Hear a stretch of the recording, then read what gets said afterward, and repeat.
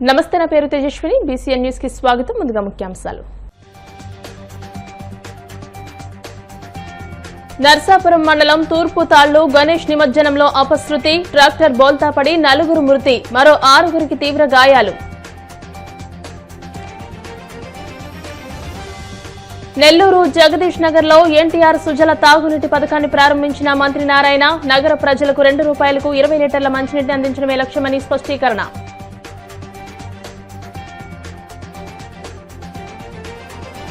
వాడపల్లి వెంకన్నాలయంలో ప్రత్యేక పూజలు, మంగళవాయిద్యాల నడుమ శ్రీ స్వామి అమ్మవార్లకు మేల్కొలుపు సేవ, ఐశ్వర్యలక్ష్మి హోమం.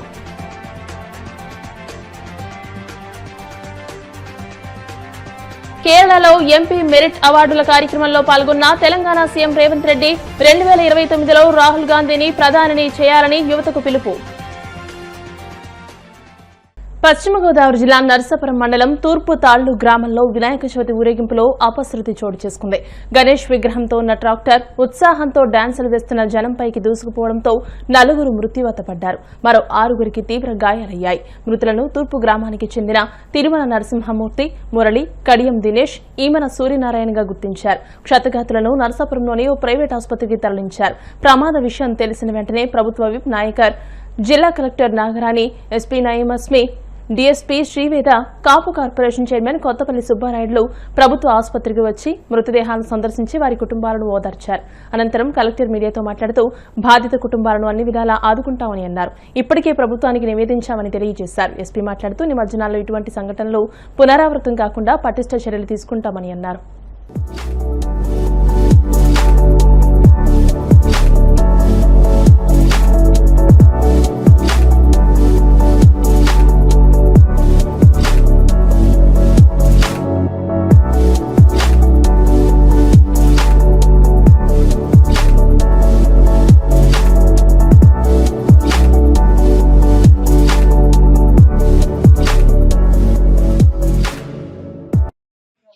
దురదృష్టకరమైన సంఘటన జరిగింది. గణేష్ నిమజ్జనంలో 4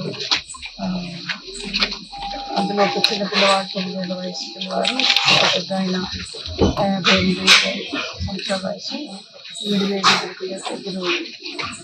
చనిపోవడం జరిగింది. గవర్నమెంట్కి ఇన్ఫార్మ్ చేశాము. వారికి ఫ్యామిలీస్కి ఆడుకోవడానికి అన్ని ప్రికాషన్ తీసుకుంటాం మన కోసం. కొంచెం లాస్ట్ మూమెంట్ డ్రైవర్ అక్కడ వెళ్ళి tractor out of hand sudden గా జరిగింది. It's not something planned or precaution లేకపోతే already that experience to be having a lorry driver valid license కూడా ఉంటుంది. అట్లాగే ఇన్సిడెంట్ జరిగితే ఇట్ ఈస్ అన్ఫార్చునేట్. దేవుడి వల్ల we have train for the family, but it is we're taking all precautions to prevent. ఈ రోజు కూడా 547 చోట్ల నిమజ్జనం జరిగింది ఈ జిల్లాలో. 100 చోట్ల మన వాళ్ళు ఉంటున్నారు. Unfortunately trying to make it more sure అట్లా కూడా ఫ్యూచర్ లో అక్కడ రాకుండా. నెల్లూరు సిటీ పరిధిలో ఆదోని ఫౌండేషన్ సౌజన్యంతో జగదీష్ నగర్ లో ఎన్టీఆర్ సుజల తాగునీటి పథకాన్ని మంత్రి నారాయణ ప్రారంభించారు. ఈ సందర్భంగా ఆయన మాట్లాడుతూ నెల్లూరు నగర ప్రజలకు ₹2కు 20 లీటర్ల మంచినీటిని అందించడమే తమ లక్ష్యమని అన్నారు. 165 కోట్ల రూపాయలతో తాగునీటి వసతిని పునరుద్దరిస్తున్నామని తెలియజేశారు. డిసెంబర్ నెలాఖరు నాటికి సంఘం నుంచి నగరంలోని 54 డివిజన్లకు 100% మంచినీటిని అందిస్తామని ఆయన పేర్కొన్నారు.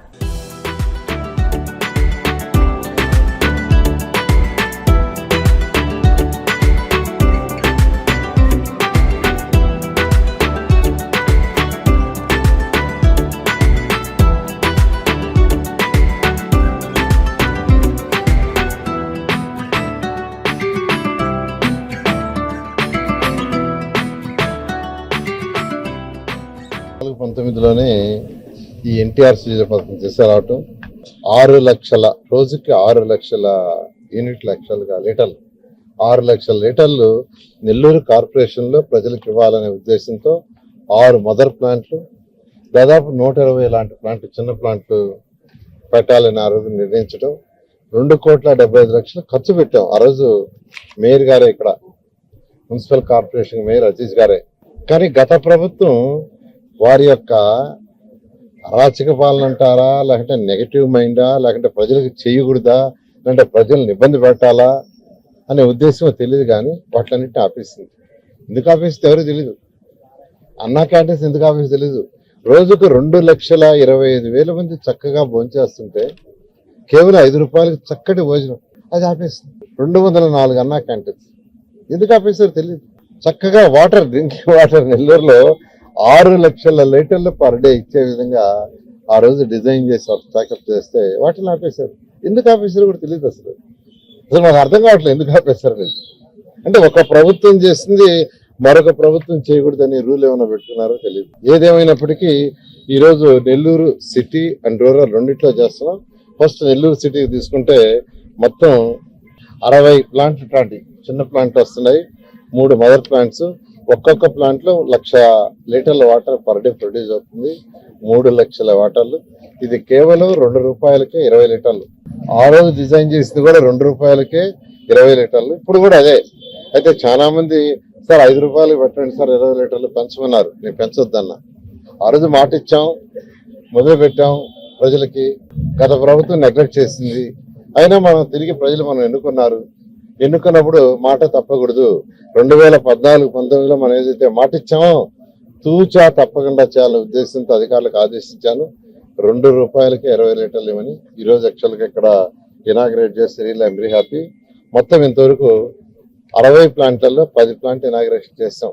4 ప్లాంట్లు రెడీగా ఉన్నాయి. రేపు ఎల్లుండి కూడా కంప్లీట్ చేస్తాం. మరొక 23 ప్లాంట్లు ప్రాసెస్ లో ఉన్నాయి. అవన్నీ చేస్తూ ఉన్నారు. ఇవన్నీ కూడా రాబోయే 2-3 నెలల్లో పూర్తి చేసి నెల్లూరు ప్రజలకి అంకితం చేయడం జరుగుతుంది. ఇది కాకుండా ఏదైతే సంగం బ్యారేజ్ నుంచి 550 కోట్లతో చక్కటి నీరు వచ్చే విధంగా డిజైన్ చేసాం. అదేవిధంగా అండర్ గ్రౌండ్ డ్రైనేజ్ దోమలు లేకుండా ఉండడానికి 550 కోట్లతో చేసాం. అయితే ఆ 2 ప్రాజెక్టులు 90%, 85% పూర్తి అయితే గత ప్రభుత్వం ఆపేస్తుంది. 1100 కోట్లు శాంక్షన్ చేసింది అప్పుడు నెల్లూరుకి. ముఖ్యమంత్రి గారు ఆ రోజు 1100 కోట్లు శాంక్షన్ చేస్తే 940 కోట్లు ఖర్చు పెట్టి 165 కోట్లు ఆపేశారు. ఆ 165 కోట్లు అట్టుకోలేనిది అయితే రావాలో అది ఆగిపోయింది. మళ్ళా ముఖ్యమంత్రి గారిని అడిగి ఈరోజు మళ్ళీ దాన్ని రివైజ్ చేసాం. అది యాక్చువల్గా శాంక్షన్ చేశారు. అమౌంట్ కూడా మన కమిషనర్ గారి అకౌంట్కి వచ్చిన డబ్బులు కూడా వచ్చేసినాయి. అధికారులకి ఎవరైతే దాన్ని చేస్తున్నారో మెగా కావచ్చు, ఎల్ఎన్టీ కావచ్చు, వాళ్ళకి 135 కోట్లు బాకీ ఉంది. 2014-19లో వాళ్ళు చేసిన పనికి 135 కోట్లు బాకీ ఉంది. వాళ్ళు అబోధివ కొట్టుకున్నారు. సార్ డబ్బులు ఇవ్వకుండా 6 ఏళ్ళు అయిపోతే ఎలా పనిచేయాలని ఈ మధ్య పనిచేస్తున్నారు. అయితే నత్తనడక చేస్తున్నారు. నేను కూడా వాళ్ళని ఫోర్స్ చేయాలన్నా వాళ్ళు ఒకటే అన్నారు, 135 కోట్లు మాకు రావాల్సి ఉంటే ఎట్లా మీరు ఫోర్స్ చేస్తే సార్ రిక్వెస్ట్ చేశారు. ఏదేమైనప్పటికీ ముఖ్యమంత్రి గారిని అడగటం, ముఖ్యమంత్రి గారు యాక్సెప్ట్ చేశారు. దాన్ని శాంక్షన్ చేశారు. అటుకోల్లోకి వచ్చింది. నెల్లూరు ప్రజలకు ఒకటే చెప్పేది, డిసెంబర్ లోపల డ్రింకింగ్ వాటర్ సమస్యని 100% సంగం బ్యారేజ్ నుంచి 54 డివిజన్కి వస్తుంది. 54 డివిజన్ కార్పొరేషన్లో 54 డివిజన్కి. అదేవిధంగా రాబోయే 1 yearలో అండర్ గ్రౌండ్ డ్రైనేజ్ కూడా కంప్లీట్ చేస్తాం. అయితే అండర్ గ్రౌండ్ డ్రైనేజ్ చేసి ఈ ఉయ్యాల కాలువ, రామిరెడ్డి కాలువ, మల్లప్ప కాలువ వదిలేస్తే మళ్ళీ దోమలు వస్తాయి. అందుకని దానికి కూడా ముఖ్యమంత్రిని అడిగాను. మరొక 50 కోట్లు బడ్జెట్ లో. కోనసీమ తిరుమలగా వర్ధిల్లుతున్న వాడపల్లి శ్రీ వెంకటేశ్వర స్వామి ఆలయంలో సోమవారం ప్రత్యేక పూజలు వైభవంగా నిర్వహించారు. మంగళవాయిద్యాల నడుమ శ్రీ స్వామి అమ్మవార్లకు మేలుకొలుపు సేవలు నిర్వహించిన అనంతరం ఐశ్వర్యలక్ష్మి హోమాన్ని జరిపించారు. అర్చకులు శ్రీ స్వామి అమ్మవార్ల వసంత మండపంలో అష్టోత్తర పూజలు నిర్వహించగా ప్రత్యేక అలంకరణలో ఉన్న స్వామిని దర్శించుకుని భక్తులు తరించిపోయారు.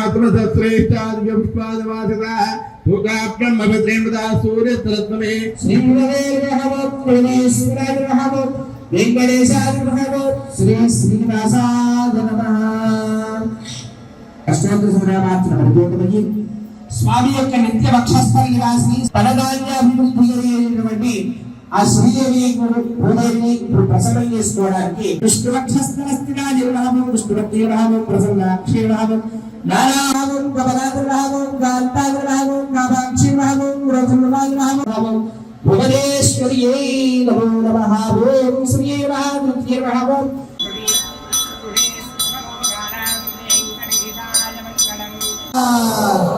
పార్వతీవాస శ్రీ వెంకటేశ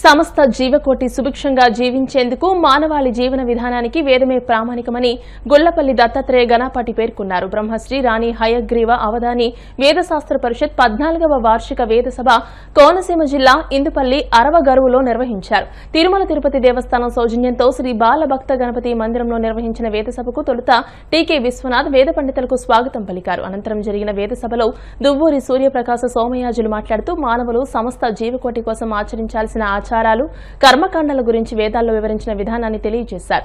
సమస్త విద్యల స్వరూపంగా వేదాలు భాషిస్తున్నాయని పేర్కొన్నారు. వడ్లమాని సుబ్రహ్మణ్య గణపాటి మాట్లాడుతూ ఎక్కడైతే వేద పఠనం జరుగుతుందో అక్కడ జీవరాశులు ఏ విధంగా సుభిక్షంగా ఉంటాయో వివరించారు. వేదికపై తంగిరాల సుబ్రహ్మణ్య సోమయాజులు పాల్గొని వేదాలు ఉపనిషత్తుల సారాంశాన్ని తెలియజేశారు.